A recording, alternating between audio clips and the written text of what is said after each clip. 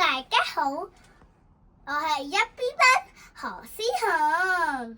今日我要介紹呢本書《長城》。封面呢就有個好長好長嘅城牆，天空就有一隻雀仔。呢本書裏面呢有兩個傳說，第一個傳說烽火戲諸侯，第二個傳說萬軍旅哭奔長城。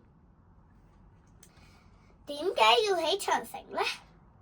係因為呢北邊有好多壞人過嚟襲擊偷嘢，所以佢哋就用大石豬頭嚟起埋啲長城嗰啲嘢，就可以等啲衰人入唔到嚟。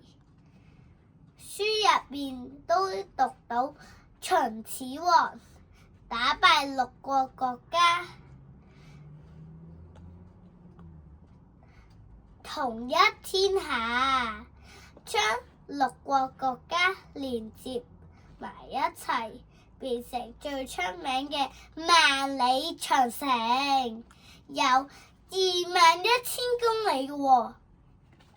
長城係全世界嘅奇蹟，好多外國人都好過嚟睇㗎。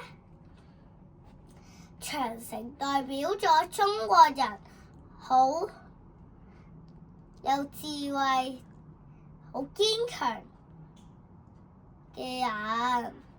同學們記住啦，我哋全部一齊努力，我哋就可以做到一件好大嘅事情。